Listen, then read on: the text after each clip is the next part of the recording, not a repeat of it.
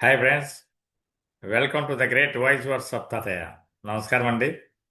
ఈరోజు అద్భుతంగా మనం ఎప్పటికీ విలువ కోల్పోని పెట్టుబడి ఏది, ఎప్పటికీ విలువ కోల్పోని పెట్టుబడి ఏది అనే టాపిక్తో మనం ఈరోజు మేము ముందుకు వస్తున్నాను. ఇక్కడ ఒకసారి అబ్జర్వ్ చేయండి.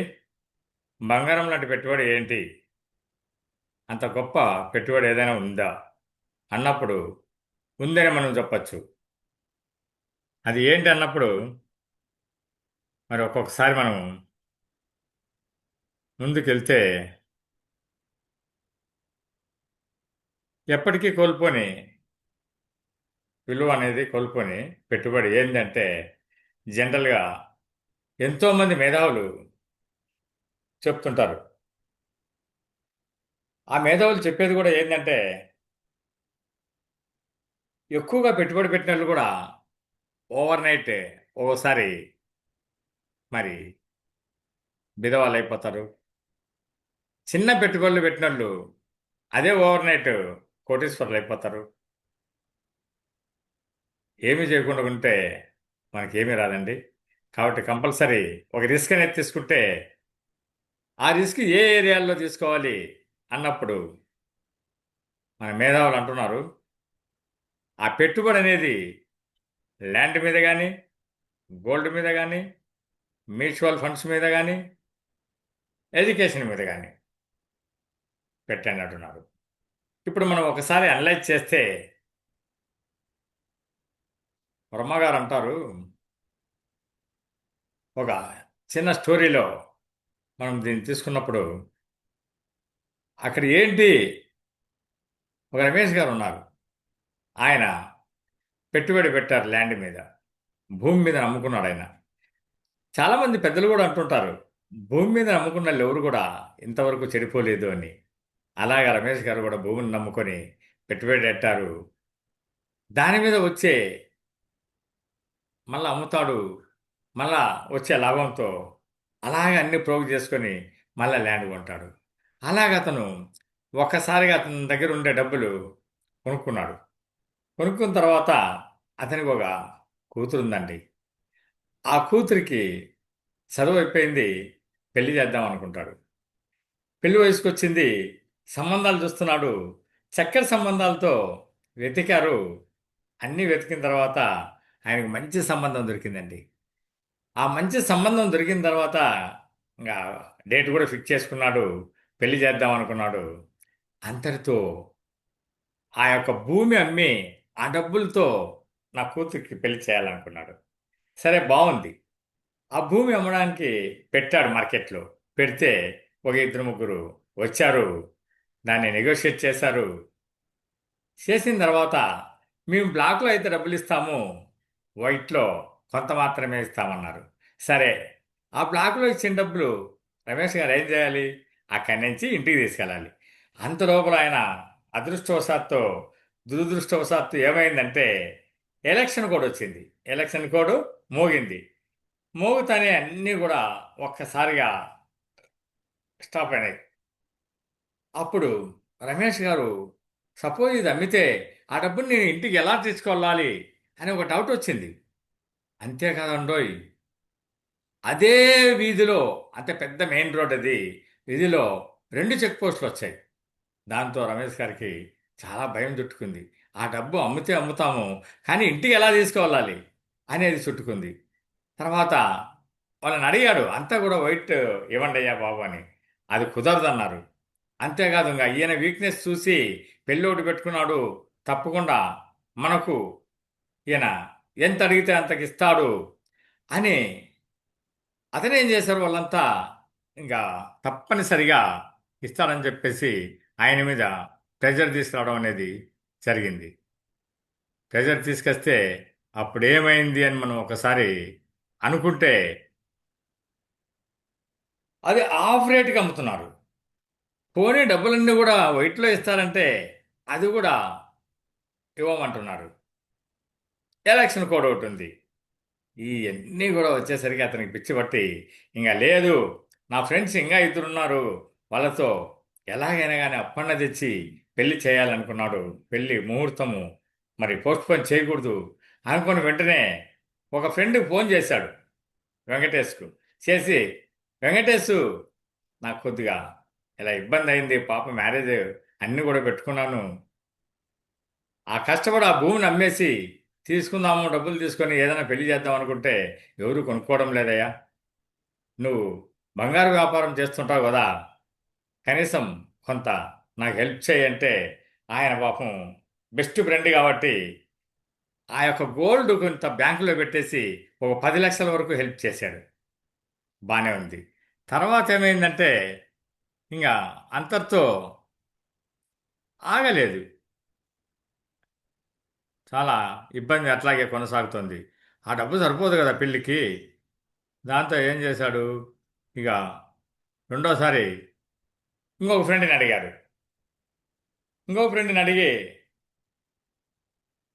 ఆయన శ్రీనివాసు, శ్రీనివాసు, ఇలా ఉందిరా బాబు, నేను భూమి అమ్ముదామంటే ఎవరు కూడా వైట్లో ఇవ్వలేదు, బ్లాక్ అండ్ వైట్, బ్లాక్లో ఇస్తామంటున్నారు.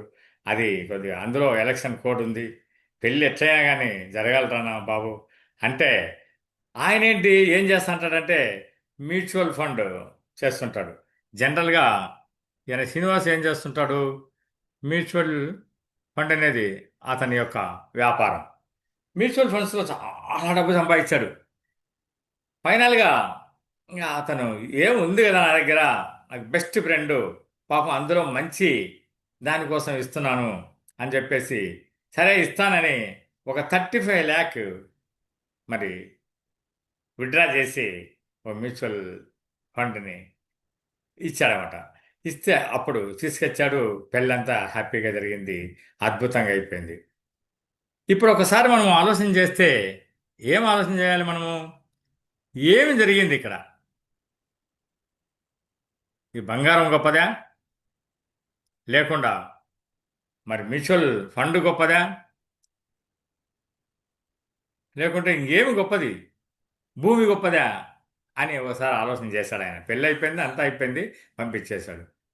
అప్పుడు ఆయనకు కూడా అనిపించింది, భూమి గొప్పదే కానీ మరి నాకు అవసరానికి ఉపయోగపడలేదే.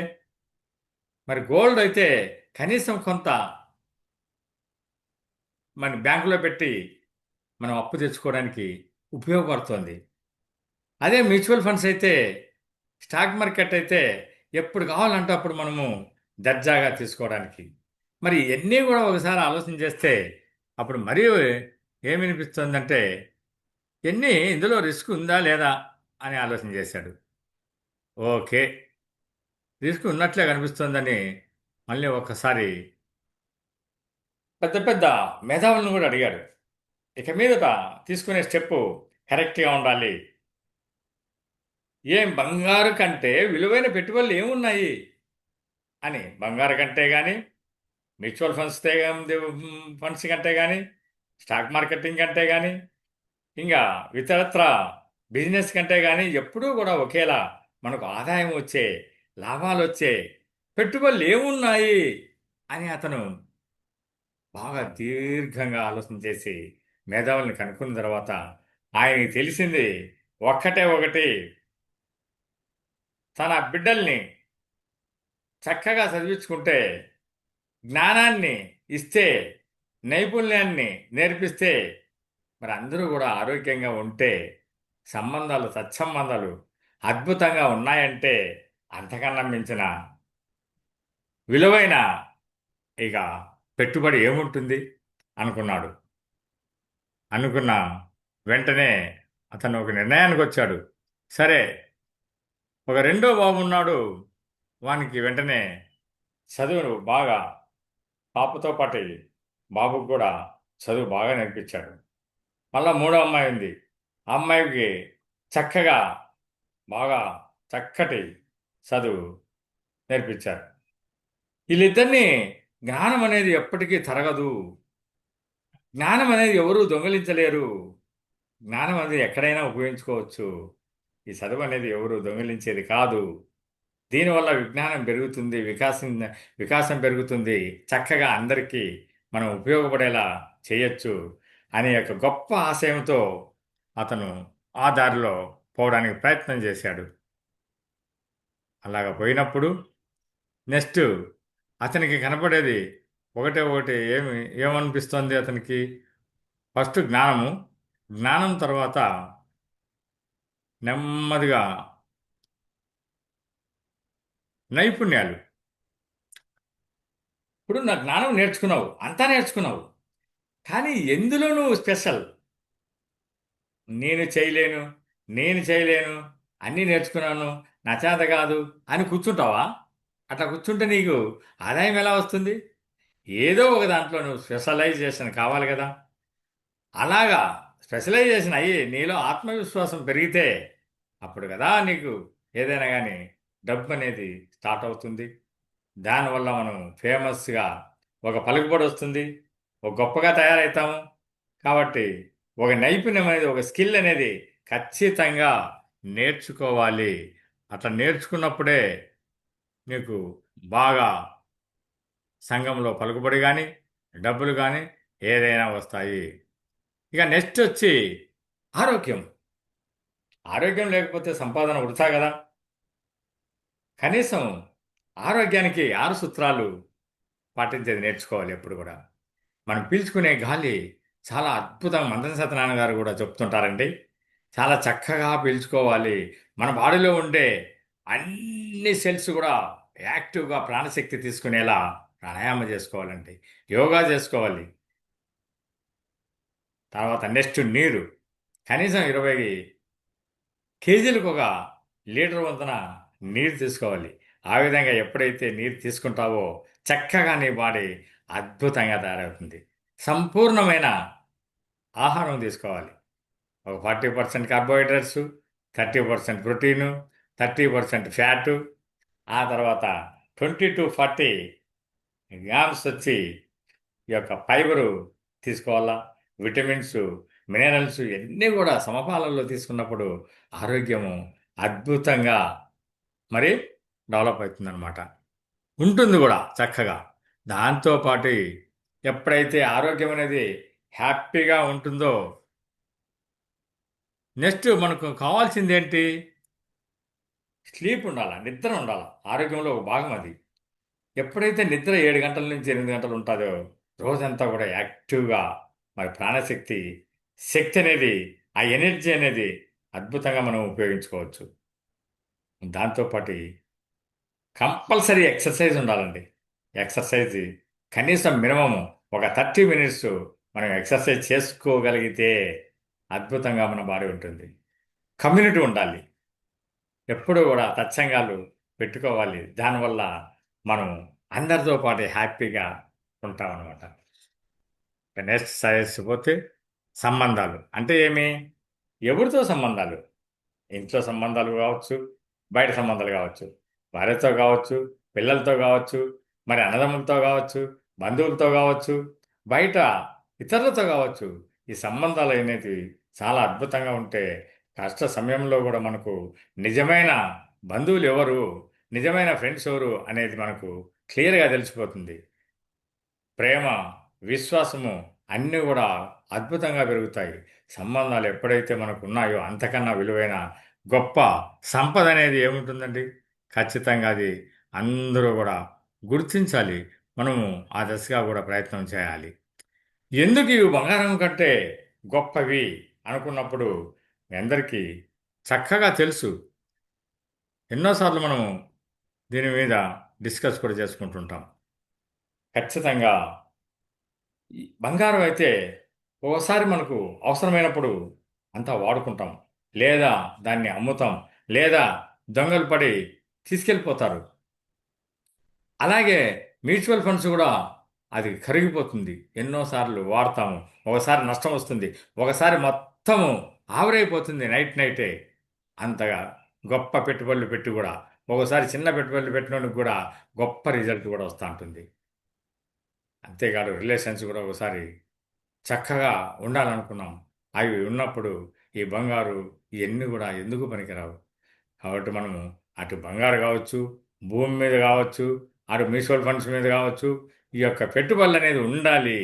వాటితో పాటు ఎప్పుడైతే మనము చక్కగా మన సంబంధాలు అనేది అద్భుతంగా జ్ఞానం కానీ, జ్ఞానంతో పాటు మరి ఆరోగ్యం కానీ, మంచి రిలేషన్స్ కానీ ఎప్పుడైతే మనం మెయింటైన్ చేస్తామో, ఎప్పుడైతే వీటికి విలువనిస్తామో ఆటోమేటిక్గా మనకు ఈ యొక్క బంగారం కన్నా, మ్యూచువల్ ఫండ్ కన్నా, భూమి కన్నా అత్యంత విలువైందని మేధావులు చెప్పినట్లు మనకు క్లియర్గా అర్థమవుతుందండి. ఫైనల్గా మనము ఒక కంక్లూజన్ ఏంటంటే మనం దీంట్లో క్లియర్గా మనకు తెలుస్తుంది, బంగారం మళ్ళీ కావాల్సింటే కొనచ్చు, కానీ జ్ఞానాన్ని, ఆరోగ్యాన్ని, మంచి మనసుల్ని మనం ఒకసారే తీసుకుంటాము, వాళ్ళని ఇంప్రూవ్ చేసుకుంటాము, వాళ్ళతో రిలేషన్స్ పెంచుకుంటాము. సపోజ్ ఒక్కసారి అలాంటి రిలేషన్స్ కానీ, జ్ఞానం కానీ, ఆరోగ్యం కానీ పాడైపోతే, మరి మనుషులే కోల్పోతే జీవితం అనేది దివాళీ తీస్తుంది మిత్రులారా. అలాంటి దిశగా పోకుండా ఎప్పుడు కూడా హ్యాపీగా, ఉల్లాసంగా, ఉత్సాహంగా ముందుకు వెళ్ళాలంటే మనము ఈ టాపిక్ ఎప్పటికీ విలువ కోల్పోని మన పెట్టుబడి అనేది గుర్తించాలి. ఆ గుర్తిస్తూ వాటితో పాటు ఎప్పుడైతే భూమితో పాటు భూమి సంపాదించడమే కాకుండా, బంగారు సంపాదించడమే కాకుండా, మ్యూచువల్ ఫండ్స్లో పెట్టుబడులు పెట్టుకోవడమే కాకుండా, వీటితో పాటు అత్యద్భుతంగా విలువ మనం ఇవ్వాల్సింది మరి ఎడ్యుకేషన్కు. ఆ ఎడ్యుకేషన్తో పాటు మనం ఖచ్చితంగా విలువ ఇవ్వాల్సింది ఈనాడు కావాల్సింది కూడా మీ అందరికీ తెలుసు. అలాంటి చక్కటి మరి విలువ ఆరోగ్యానికి ఇవ్వాలి, మ్యూచువల్ ఫండ్స్కు, గోల్డ్కు, వీటికి ఇవ్వడమే కాకుండా ఎడ్యుకేషన్ ఇంపార్టెంట్. ఆ ఎడ్యుకేషన్ అనేది మనం ఎప్పుడైతే విలువ ఇస్తామో ఆ విలువ అనేది ఎప్పుడూ కూడా అద్భుతంగా మనకు ఉపయోగపడుతుంది. జ్ఞానం నేర్చుకోవాలి, నైపుణ్యాలు నేర్చుకోవాలి, ఆరోగ్యం అనేది ఎప్పుడు కూడా అద్భుతంగా పెట్టుకొని సంబంధాలని, తత్సంబంధాలని అందరితో మంచిగా హ్యాపీగా ఉంచినట్లయితే అంతకన్నా విలువైంది ప్రపంచంలో ఇంకా ఏదీ లేదని చెప్తూ అందరు కూడా షేర్ చేసుకోండి, లైక్ చేయండి, సబ్స్క్రైబ్ చేసుకోండి మిత్రులారా. Thank you so much.